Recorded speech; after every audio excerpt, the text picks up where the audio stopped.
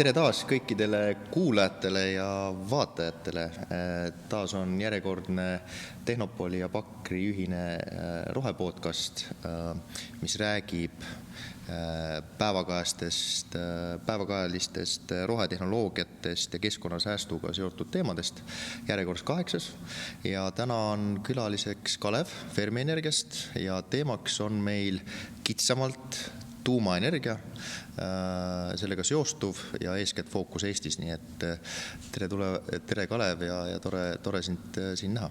Tere! Kõigepealt palju õnne sünnipäevaks tagant järgi, aga tegelikult võib-olla veel suurem asi on see, et hiljuti Fermi-Energia kaasas Funderbeamist arvestava osa või arvestava rahasumma, mis näitab vist seda, et tuumaenergia on muutumas Eestis päris populaarseks või mida sina järeldad sellest?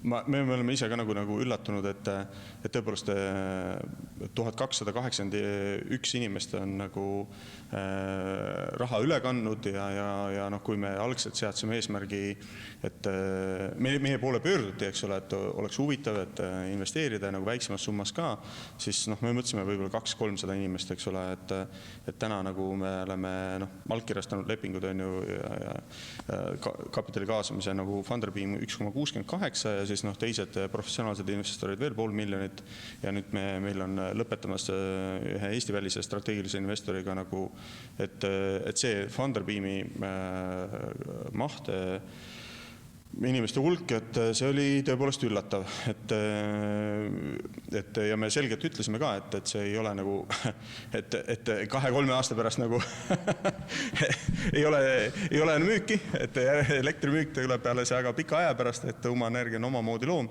aga ilmselt inimesed ikkagi lugesid mingil määral materjali läbi, viisid ennast kurssi, millega tegemist, et see on tõepoolest üllatav ja märkimisväärne ja loomulikult positiivne ja tõendab seda, et eestlased on tehnoloogiale avatud ja mõõdukalt intelligentsed. Kas sa siis oled suutnud Fermi-Energiaga positsioneerida õigel ajal õiges kohas, et ühelt poolt suur huvi, aga teiselt poolt tehnoloogia on arenenud nii kaugele, et ta ei ole enam nii kardetud või nii tabu teema, kui ta siin aastakümneid tagasi oli, et missuguse seisus täna tuumaenergia on Eesti kontekstis, et kas võime rahulikult jaama kõrval elada, me ei pea tegema ringe, kus on ohutsoonid, et mis see kõige suurem nagu lävend või takistus on täna? See ei ole üldse probleem, et see nagu, et mingitel inimestel nagu mingi kramp sisse tekib alguses on ju, see on nagu siuke iga asjaga nagu mingi alguse asi, et kui nagu vaadata Soomes inimesed, Rootsis inimesed või Lääne-Euroopas on ju üle 100 jaama juures inimesed elavad on ju, milles probleem on? Mitte mingit probleemi ei ole, et ei ole mingit lõhna, müra, kiirgusest rääkimata, see on kõik nagu butafooria ja mingisugune multifilmis elamine, kui inimesed selle pärast muretsevad.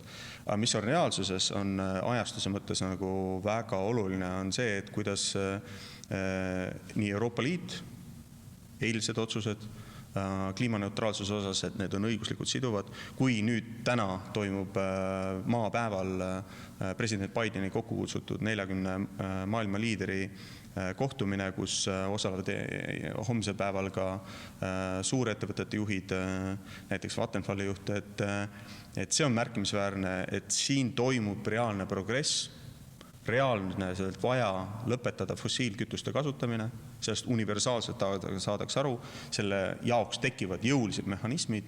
See, et mina enda doktoritööd tehes 2018, kui me hakkasime arutama Fermi-Energia asutamise vajadusest, siis CO2 hind oli alla 10 euri, aga ma nägin, et ta peab tõusma nagu 30 juurde, 35 juurde 2030-ndaks. See, et ta täna on 45,6 täna, 22. aprillil on ja see on uskumatu paljude jaoks, aga see tegelikult tähendabki seda, et põlevkivi, kivisüsi elektri tootmisest lähed välja vähem kui 10 aasta jooksul tegelikkuses ja maagaas läheb välja peale seda. Järelikult tuleb kogu elektritootmine muuta süsinikneutraalseks ja sellele järgneb transport ja ülejäänud tööstussektorid. See energiakogus, mis tuleb asendada, on tohutu kogus energiat, kui vaadata, kui palju me tegelikult tarbime fossiilkütuseid. Ja see on palju määravam kui see, et kas siin nagu inimesed emotsionaalselt kohanevad nagu ja kuidas, et loomulikult see on ka väga, väga konkreetne, et need väikereaktorid tõepoolest on ametlikus loamenetlus Ameerikas ja Kanadas ja seal on usutavad ettevõtted, kes neid asuvad loa menetlema ja ehitama lähiaastatel. Mainisid CO2 hinda, et tavainimesele see tegelikult ei ütle mitte midagi, et me ei maksa ise seda CO2, aga kas mu väide on õige, kui see ongi nii-öelda trahv, mida riigid maksavad, kui nende pinnal toimub siis mitterohelisest allikatest energia tootmine? Mitte riigid, vaid konkreetselt Eesti Energia. Et kui Eesti Energia veel 3 aastat tagasi tootis 10 teravatt-tundi elektrienergiat põlevkivist, see eelmisel aastal 2,2 ja sel aastal tõenäoliselt veel vähem. Okay. See on väga konkreetne jõuline mehhanism, mis vähendab esimeselt kõige süsinik-intensiivsematest allikatest elektritootmist ja tegelikult maagaasi tarbimist järgmises etapis ka kaugküttes, tööstusprotsessides, sest kõik sektorid peavad lõppkokkuvõttes minema Euroopa Liidu emissioonikaubandussysteemi. See oli seega, mis ma enda doktoritöös asja uurides nagu sain ühemõtteliselt aru ja sellel on tagajärjed. Okay. Korra asuks võib-olla sammukese tagasi, et kas sa palun seletaksid lihtsale inimesele, kus see nii-öelda tuumaenergia tuleb, et mitte elektronid ja neutronid, mis seal vist omavahel kokku põrkuvad või olid midagi muud, aga kokkuvõttes minul on lihtsalt arusaamatu, et ma lähen kaevan ja ma leian uraani ja kokkuvõttes ma siis uraanist tekitan energiat, et see ju täna on ju kõik siis maa sees olemas. Ja, kui sa nüüd tõeliselt tahad teada, siis nagu lihtsustatud. Kogu asja tuum on selles, on kvantfüüsikas, kuidas kõik neutronid ja prootonid omavahel koos püsivad. Seal on sees on sellised asjad nagu kvargid, 3 kvarki, neid omavahel hoiab koos gluonid ja need vahetavad omavahel gluoneid ehk et värvilaenguid. Ja need värvilaengud on nii võimsad, seda nimetataksegi tugevaks vastasmõjuks, tugevaks jõuks, et sellest gluoni vahetusest välja paiskuvad pi-muonid. Need kannavad nii suurt energiat, et nad hoiavad aatomi tuumasid, kas siis on selleks kõik, kus on rohkem kui üks neutron ja üks elektron, vesinikust, kus on ainult üks prooton, on siis kõige suurem järgmine on heelium, kus on 2 prootonid, 2 neutronid, kõik aatomi tuumasid hoiavad koos. Kuld, meie kuus valdavad süsinikust, on ju veest, hapnikust, et kõiki neid aatomi tuumasid hoiab koos, see jõud. Tuumajõud.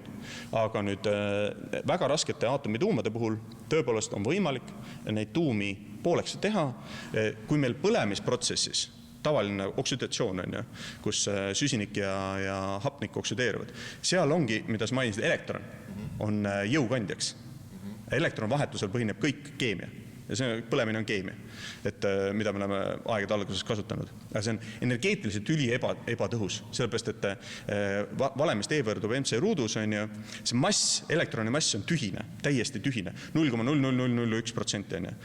Kogu ülejäänud mass on aatomituumas. Nüüd, kui see muu tuum, kus on 99,999% massist, nagu pooleks läheb, ja nagu hakkab liikuma valguse kiirus lähedaselt, esimesed mikronanomeetrid on ju, siis energiakogus valemist tulenevalt on kolossaalne iga nagu poolduva ühiku kohta ja kuna sul on igas nagu grammis on kolossaalne arv aatomituumasid, siis sealt tulenebki, et lihtsalt see jõu olemus võrreldes keemilise energiaga on hoopis teine, ta on lihtsalt 6 miljonit korda suurem. Aga see on kõik meil maa sees olemas, on ju? Jah, tõepoolest meie kogu geoloogiline, tektooniline liikumine tegelikult tugineb ka suurel määral maa vahekoore nagu radioaktiivsele lagunemisele, uraani ja isotoopide lagunemisele, aga kuna see soojusenergia ei saa kuhugi minna, siis ta nagu konvektsiooni tõttu litoloogiliselt tõusavadki soojemad kivimikihid ülesse, siis paiskuvad välja vulkanismi näol või mingid muud, aga enamuses nagu lihtsalt nagu siis ulpivaid tükke vee peal, on ju, kus ka toimub konvektsioon, siis lükkavad nagu kivimikihti edasi ja siis seetõttu ongi nagu Eesti nagu asukoht, kunagi, kui me olime 400 miljonit aastat tagasi seal Aafrikast lõunaosa poole peal, on ju, see allpool ekvaatorit, siis me oleme tänaseks siia jõudnud. Ja see on tulenud tänu sellele soojusjõule ja nagu lagunemisele. Ta siis on kuidagi seotud ka, kuna maakera keskmes on tuum, on ju, et ta siis on kuidagi ka sellega seotud või lihtsalt sama sõna? Vahekiht maakera on nii suur, on ju, siis see termiline energia on valdavalt selles vahekihis. Okay. Ja siis ülemisse vahekihti ja nii edasi, et keeruline natukene. Et üritades võib-olla lihtsalt kokkuvõtet teha, et see on olemuslikult tähtedest pärit energia, sest supernova plahvatusel on tekkinud kõik rauast raskemad aatomituumad, need on kokku surutud selle millisekundi jooksul ja sisuliselt see on see energia, mida me kasutame. Kõik kuld, kõik rauast raskemad nikkel, koobalt, kõik need metallid on tekkinud sellel mikrosekundil. Nad siis meie siin meie tähe päikese lähedal nagu kontsentreerusid, tekkisid suurepärased planeedid nagu Mars, Maa ja nii edasi. Ehk me sisuliselt kaevame maa seest, võtame välja täheenergiat, lõhestame siis tuuma, mis siis tekitab kiirendust, mida me saame siis kasutada soojusenergia või siis ka elektri. Ja siis nagu metallvardad, mis on siis nagu kütuseks, need lähevad kuumaks, põhimõtteliselt on veekeeti. Aga kui ma olen harjunud terminiga taastuvenergia, me räägime tuulest, päikesest, siis kas tuumaenergia või siis vastav komponent uraani näol on ka taastuv? Põhimõtteliselt jaa, sellepärast, et kui meil ka päike on lõpliku tähtajaga, eks ole, kui ka pikaks seal vesinikkütust jaguneb, et seal tekivad raskemad aatomituumid fusioonide näol, siis ka maal meil on uraani mingil määral piiratud koguses, aga ütleme inimpopulatsiooni mõttes nagu mõõtmatus koguses, et me saame merest seda ammutada, maapinnast ammutada, ka Eestis on kolossaalses koguses, kuigi majanduslikult ebamõistlik kasutada, ajalooliselt on kasutatud, aga see uraani ja ka tooriumi on nagu väga suurtes kogudes, me räägime 10 000 aastatest, nagu arvestades kogu energeetika oleks tuumaenergia peal. Et nagu see nagu kütuse ammendumise probleem, mida mõned inimesed nagu kuidagi kujutavad ette, ei ole nagu tegelik, et tegelikkuses on uraani kogus nagu lihtsalt planeedil on väga suur, et me räägime potentsiaalsetest kümnetest miljonitest aastatest, mida nagu tänase protsessi puhul või siis teiste kiirete neutronite reaktorite puhul on võimalik rakendada, nii et jah. Korsten, kui kujutad ette, et tuumaenergia jaama juures on korsten, on ju? Mõndade puhul on, aga ta vist jahutuseks, on ju? Aga Soomes, Rootsis ei ole. Nad on tavaliselt kondensatsioonirežiimi elektrijaamad, täpselt nagu Narvas. Narvas on tõepoolest põlemise tõttu korstnad, kus siis põlemisgaasid välja heidetakse, aga jahutusfunktsioon teostatakse jõeveega. Samamoodi siis Rootsi, Soome tuumaelektrijaamade puhul jahutusfunktsioon teostatakse mereveega, nii et turbiini aur, mis aur ajab turbiini käima, see aur jahutatakse maha, kondenseeritakse, seetõttu nimetatakse kondensatsiooni elektrijaamadeks. Okei. Millal jõuavad tänavatele tuumaenergia toimivad autod näiteks? Mitte kunagi, see on täiesti ebapraktiline. Tuumaenergeetika peab olema ikkagi nagu rangelt reglementeeritud, seal peab olema füüsiline ohutus tagatud, eks ole, samas laevades ju on. Laevades on, absoluutselt. Maailmas on üle 100 laeva, mis vee all ja vee peal, eks ole, sõidavad kas siis jäälõhkujatena või lennukikandjatel või allveelaevadel tõesti on ja sajad inimesed elavad tuumareaktorile väga lähedal, aga autodel ma arvan, see on ebapraktiline. Mis on küll tõsi, on see, et kosmoselaevadel on kasutatud ja kasutatakse tänapäeval ka Marsil kulgurid kasutavad termilist sellist tuumkütuse patareid ja aretatakse ka selliseid vastavaid rakette, et mis kasutaksid seda soojusenergiat, mis lagunemisel tekib. Okay. Eestis ei ole veel vist konkreetset asukohta välja valitud. Ei, kindlasti. Sellega läheb oma aeg, see on balanss poliitikast, demokraatiast, kõigest muust. Võib-olla sinna ma rohkem sisse ei läheks, aga kujutame ette, et kõik see protsess on läbitud ja algab ettevalmistustöö. Seal kindlasti on vaja arendust teha, seal on vaja ehitust teha, ehitus on väga pikk.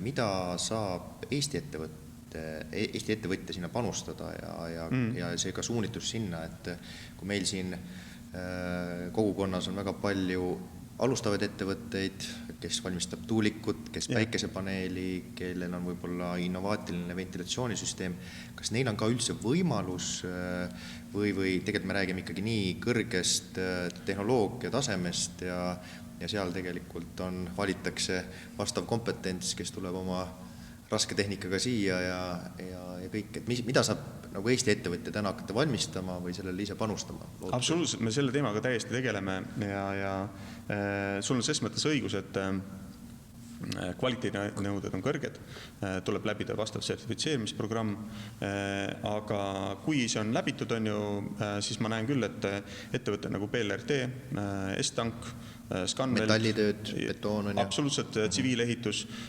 insenertehnilised projekteerimistegevused, kohapealsed projekteerimistegevused. Meil on täna juba siin Eesti töövõtjad Steigerist ja teised insenerbürood kaasatud, et ka arhitektuurilised lahendused, et neid nagu selliseid tehnilisi nagu ülesandeid on päris palju, mida nagu kindlasti Eesti töövõtjad, me teeksime maksimaalselt Eestis. Ka ehituse juures meil ütleme, erinevate betooneelemente kasutatakse, et ehitus toimuks kiiremini. Ja nii, et ma arvan, kogu see betooni pool nagu tuleks loomulikult Eestist. Aga see aju, elektroonika. Betoon, aga tehnika nüüd ütleme ka soojusvahetid, mittesurvelised mahutid, mõned survelised mahutid, väline surveanum, teatud kraanasüsteemid, ma arvan, paljud torustikud, terve rida nagu komponente, me hindame kuskil nagu 40% komponentidest on võimalik toota Eestis, kui me piisavalt ette valmistame. Kas siin on ka lootust mingisugusele klastrile, mingisugusele väärtusahelale, et kui esimene jaam on näiteks ehitamisel teatud etapini jõudnud, et siis seda kompetentsi hakata pakkuma ka välisriiki? Absoluutselt, et number 1 ma ütleks, et vaadates, et me oleme täna ühendatud elektrisüsteem, eriti peale 2025. aastat ehk et desünkroniseerimist Vene elektrisüsteemist, oleme Baltikumi üks tervik. Et Eestit eraldi vaadata on sama mõistlik vaadata nagu elektri mõttes Tallinnat ja Tartut eraldi, see ei ole mõistlik. Et seal meil vahel ei ole, Läti-Eesti vahel ei ole mingit kirvega meest. Et me oleme üks elektrisüsteem ja vaadates nagu seda terviku nagu varustuskindluse pilti ja süsinikneutraalsuse eesmärki ja seda, et nagu transport peab minema nagu põhimõtteliselt, või ütleme 80% peab elektrifitseeruma järgmise 30 aasta jooksul, siis see energiaohus, mis vajalik on iga ilmaga, on kolossaalne. Nii et kindlasti on vaja rohkem kui üks reaktor. Miinimum 2. Sa räägid Eesti mastaabist, on ju? Reaalselt on pigem võib-olla 3 või 4. Et see sõltub nagu asukoha karakteristikutest ja muudest asjaoludest veel. Aga ja absoluutselt me vaatame Eestist väljaspoole ka, ma ei saa nüüd nagu spetsiifiliseks minna, aga see sama, mida ma ütlesin, Euroopa Liidu süsinikneutraalsuse eesmärk, see, et maagaasi põletamine sisuliselt on 30. aastate teema, mis tuleb ära lõpetada ja täna ta on, ütleme, selgroog kogu Euroopa elektrienergeetikas. Okay. Siis tuleb käivitada lähiaastatel juba sarnased tööd, nagu me oleme Fermi-Energias käivitanud, asukohapõhised, vaadata, milline on litsenseerimisvõimekus, organisatoorne võimekus ja panna nagu meeskonnad kokku selleks, et oleks võimalik mitmes riigis, mitmetes asukohtades väikereaktorite rajamine käivitada. Korra täpsustan üle selle transpordi osa, et transpordi all sa eeskätt mõtled seda, kus tuumajaam tekitab elektrit võrku ja siis seda sõidukisse laetakse. Ehk sa tegelikult panustad sellele, et enamus sõidukitest elektriseeruvad. Absoluutselt. Kuidas vesinik on? Tähendab, kas vesinik, mis oma tehnoloogialt tegelikult on umbes ju sama ja ütleme, täna on juba vesinikuautod olemas ja oma karakteristikalt vesinikuauto on täna mugavam, on ju tavakodanikule paremini kasutatav. Kui sul on tankla olemas, mida ei ole, ja siis on auto olemas, mis on kallim, eks ole. Et ma ei näe, et tegelikult vesinik tavaautode kasutuses on ju, oleks konkurentsivõimeline. Isegi ma ei näe, et võrreldes elektriveokitega oleks vesinikveokid nagu konkurentsivõimelised. Küll rongide, laevade puhul jah, aga milles on vesiniku peamine rakendus? Ma näen, on tööstuslik. Et Rootsis on 2 väga tõsist teraseprojekti käigus, mis hakkaks tarbima 55 teravatt-tundi elektrienergiat Põhja-Rootsis ainult vesiniku abil terase tootmiseks, et asendada kivisüsi, mis täna on nagu poolkoksina primaarne, eks ole, Bessemeri protsessi nagu kütuseks, et saavutada kõrgkvaliteetset terassulamit, on ju. See on kolossaalne kogus elektrienergiat põhimõtteliselt, mis tuleb asendada. Ja Rootsi tahab siin olla maailma liider. Ja nad saavadki olema. Hübriti protsess on suurepärane. Samamoodi kogu ammoniaagi tootmine väetiste jaoks tuleb lahutada maagaasist.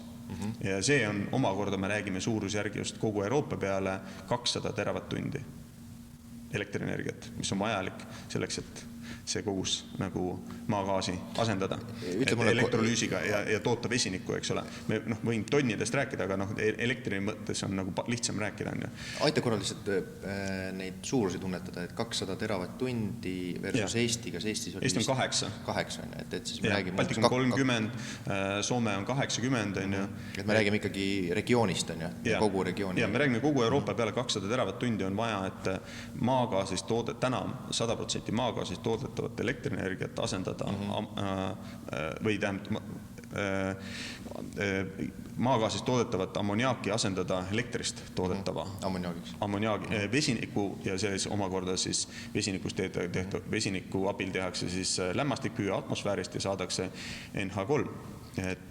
Ja see on omakorda nii väetis, mis on hädavajalik kodu toidu tsükli toimimiseks kaasaegses mõttes ja siis ka merenduses transpordis ammoniaak on eksisteeriv infrastruktuur, oluliselt parem kütus oma mitmete karakteristikute poolest kui veeldatud vesinik või survestatud vesinik, mis vesinik on 1 prooton, 1 elektron, see on natuke ohtlik. Päeva lõpus klient oskab võrrelda otse loomulikult, et missugust värvi tosskorstnast välja tuleb, aga kindlasti ka seda, et kui palju ta peab maksma. Investeeringu tegemine on arendajarisk, aga see, kui palju elekter või energia maksab, on siis nii-öelda tarbija rahakoti pealt. Natukene eeltööd tehes ma nägin, et Prantsusmaa on üks suuremaid tuumaenergia riike Euroopas. Absoluutselt. Aga neil on täna elektri hind kallim kui Eestis.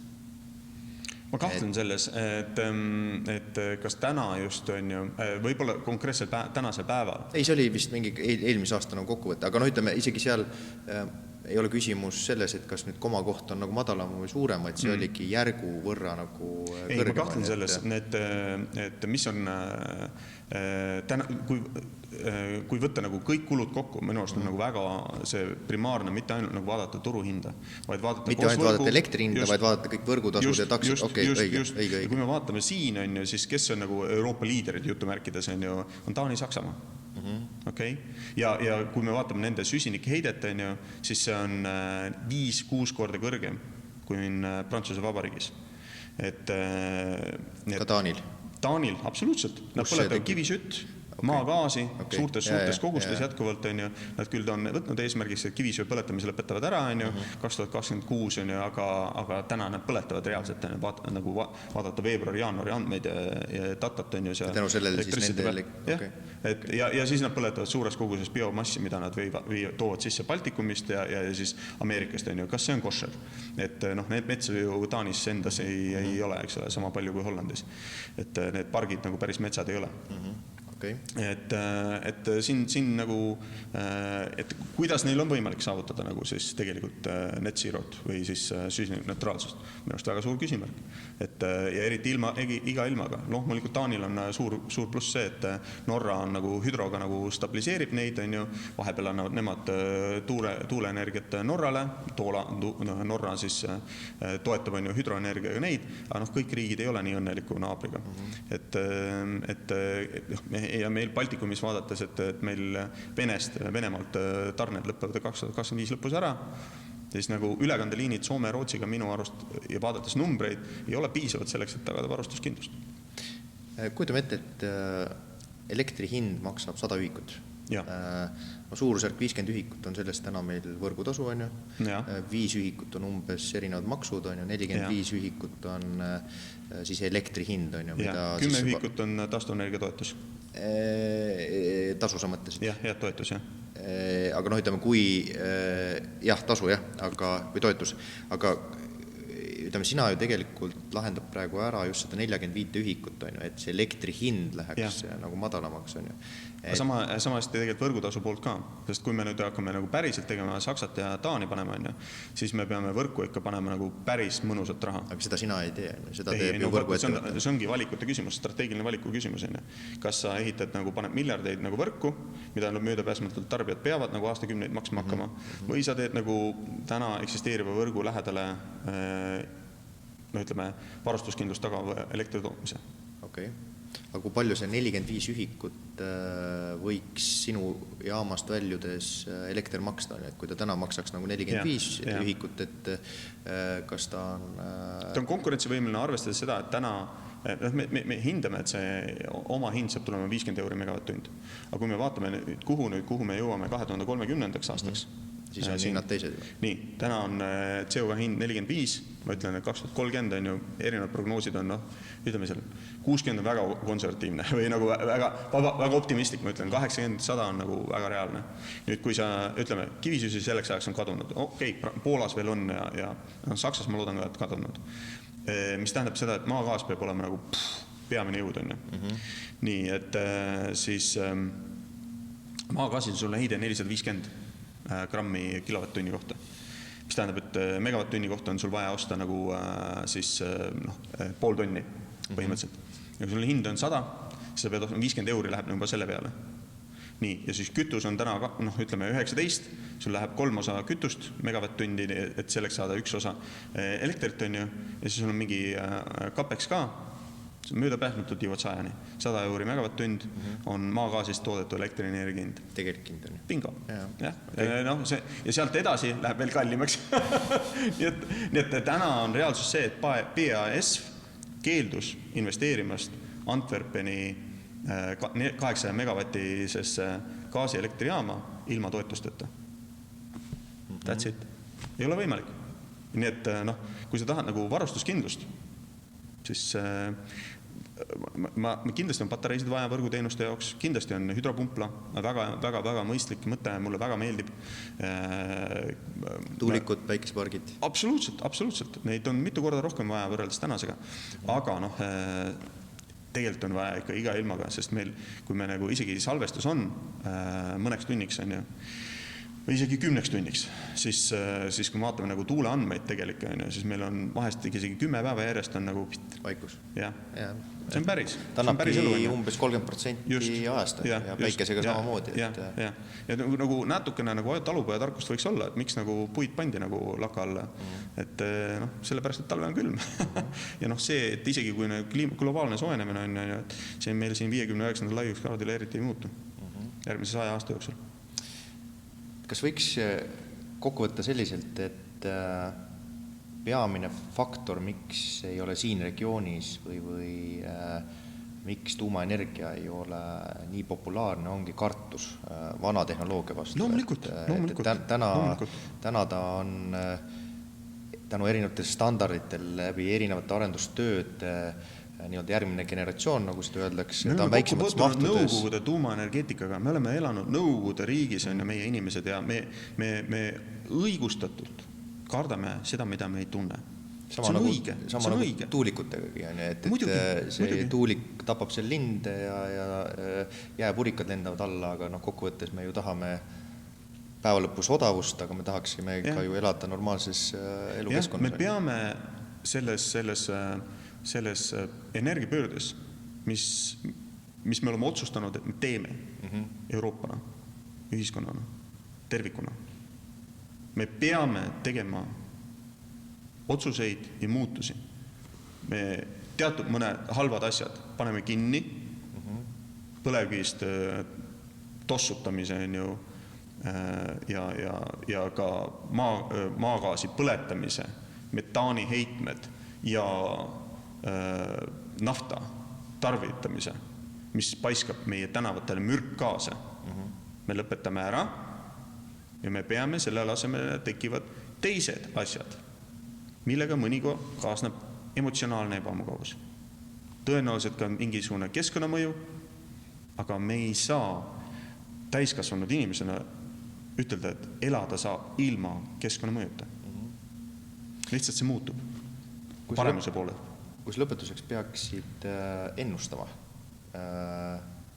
millal meil tuleb Eesti pinnalt esimene tuumareaktorist toodetud elektron?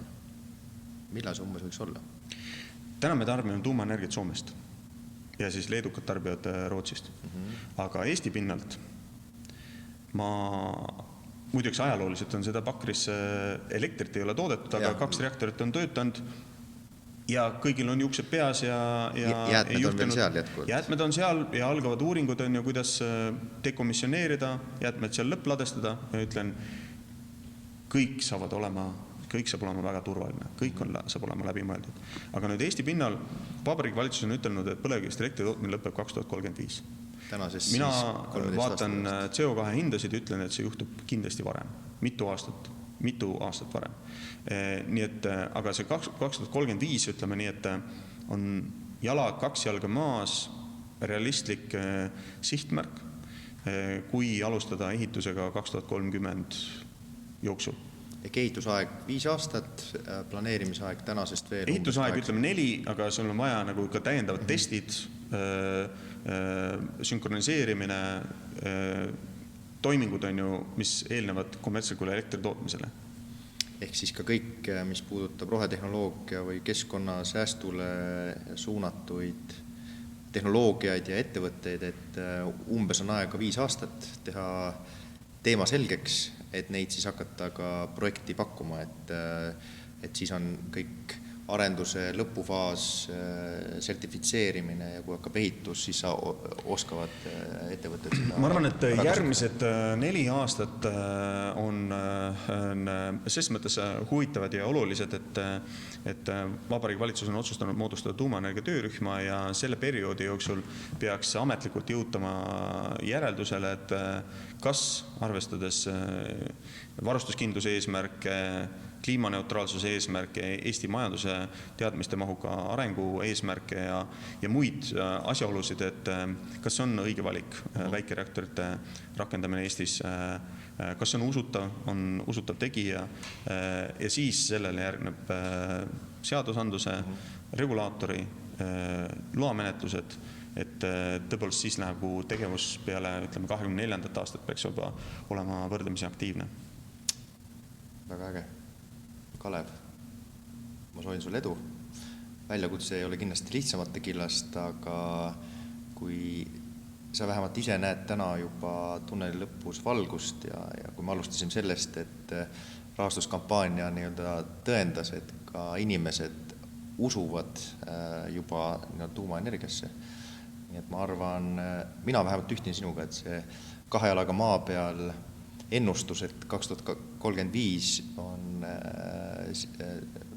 nii-öelda reaktor valmis, siis ma arvan, et see toimub nagu kiiremini, et ma arvan, et meis keegi tegelikult ei kujuta ette, missugust lumepalli efekti igal pool on praegu paralleelselt toimumas, nii et sul on täiesti õigus. loodame lihtsalt, et see lumepall vahepeal ära ei sula, kuna kliima ju järjest soeneb. Aga tänud ja kindlasti tänud kõigile kuulajatele, vaatajatele ja näeme järgmisel Tehnopoli ja Pakri rohepodcastil. Aitäh!